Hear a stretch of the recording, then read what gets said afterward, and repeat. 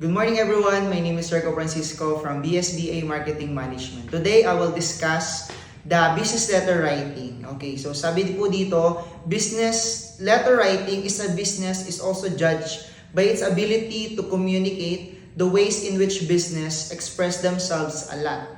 So this must be informal tone. The writer should pay special attention to how he formats the letter. So kung mapapansin nyo po, ang business letter po is a type po ng formal letter. So saan po ginagamit yung business letter? Sabi po dito, a business letter is a professional formal letter that is sent by one company to another. So madalas gamitin yung business letter kapag ang isang company o isang tao is may kipag-partnership po sa other company. So ito pong letter na to, yung business letter po kasi is siyang professional type, is siyang formal type. Hindi lang to basta-basta ikaw ay magi-email, hindi ka lang basta-basta magchat-chat sa Messenger, kundi ito ay ginagamitan ng mga headings and formal type po ang business letter. At madalas itong ginagamit hindi lang basta sa event or sinasabi po nila na tawag dito informal event, kundi ito ay may mga formal event din po siyang ginagamit. And sabi dito, that is sent by one company to another. These letters can be used for professional correspondence between business, clients, employees, stakeholders, as well as individual.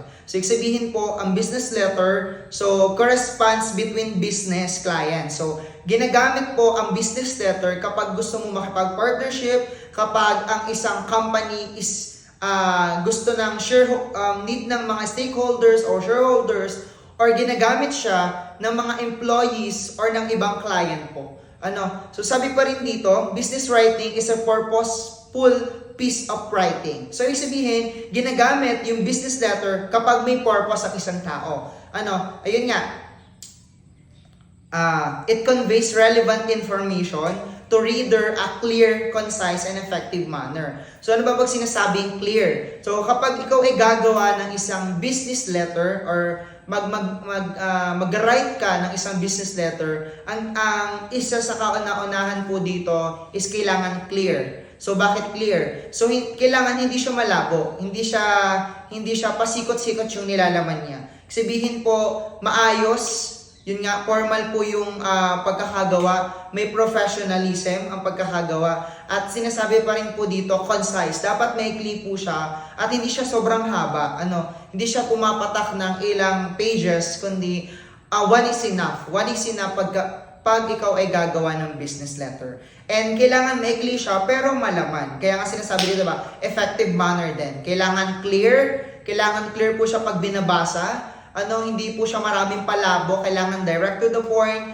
kailangan concise and effective manner. So, sabi pa rin dito, it can be categorized in 4 types. Ibig sabihin po, kapag ikaw ay gagawa ng business letter or kapag ikaw ay mag-write ng business letter, it can be categorized into 4 types. So, una, sabi po dito, instructional. So, ano po pag sinabing instructional? Pag sinabi pong instructional, sabi po dito, giving information about how to do or use something, provided instructions. We need more instructional materials in our classroom. Example po, kapag ikaw gagawa ng business letter, meron po siyang type. So, una nga po yung instructional. Ibig sabihin po nito, magbibigay ka ng information at gagamit ka pa rin po ng isang bagay po upang magpabanit po yung information.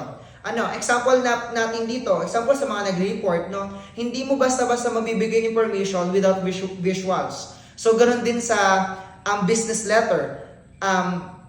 They use instructional materials to persuade po lahat ng to convey lahat po ng kanilang information na gustong sabihin. So, pangalawa, categorized into 4 types. Una po is instructional, pangalawa is informational. So pag sinabing informational, syempre pumapatak dito yung nag-state ka ng facts, nagpo-provide ka ng information, nagbibigay ka ng samot-saring information nga po.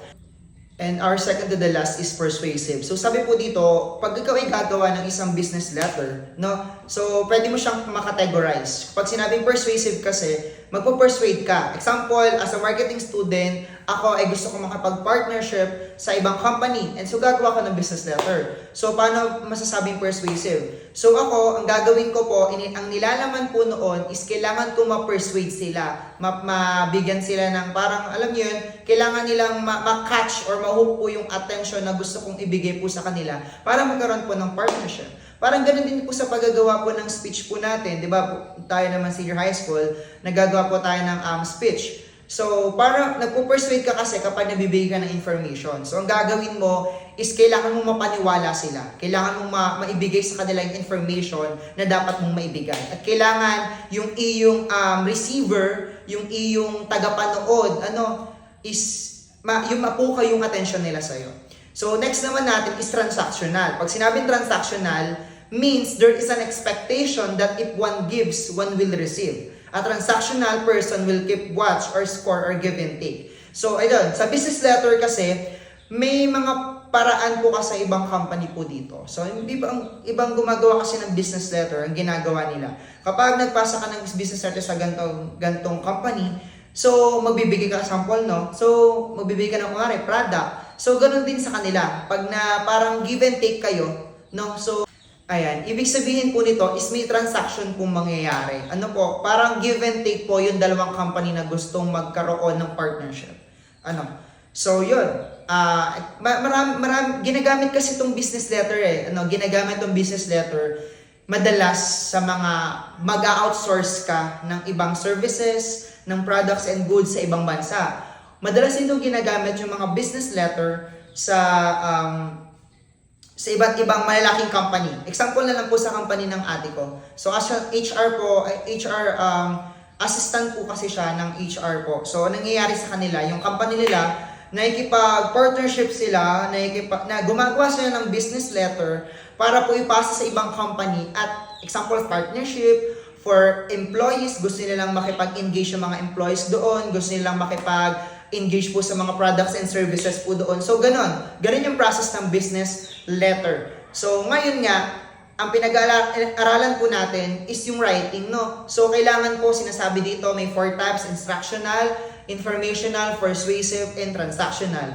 And sinasabi, kapag gagawa ka at mag-write ka ng isang business letter, kailangan clarity of thought, conciseness, correct grammar and sentence structure, and simple language characterize effective business writing. Ibig sabihin po nito, kailangan clarity of thought, yung nilalaman ng business letter mo, yung nilalaman ng thought ng isang letter is kailangan po is malinaw, maganda, maayos. Hindi po siya maraming palabok, hindi siya maraming palamuti. Direct to the point, kailangan maikli lang siya. Pero alam niyo yun, malaman siya, tapos sinasabi pa rin dito na kailangan correct grammar. Syempre, malaking company yung iyong pagpapasahan ng business letter. Malaking company at saka mga professional. When it comes in professional, which is pag professional kasi, hindi lang basta makakausap ka ng mga student. Hindi lang basta kakausap ka ng mga normal people.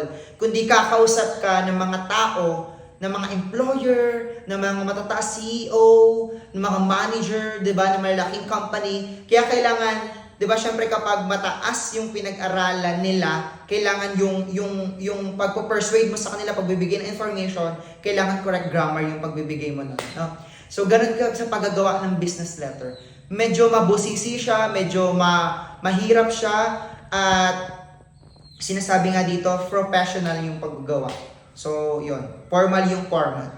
And sinasabi pa din, no, sentence structure and simple message characterize effective business writing. So, mababasa pa lang ng isang example lang magbabasa ng business letter writing. Pag may nagpasa ng ibang company, kailangan mapopersuade na agad ako. Kailangan mahuhook na yung attention ko. Okay. So, ganito yung nilalaman. So, yun lamang po yung aking part, and hoping na may natutunan kayo. Thank you.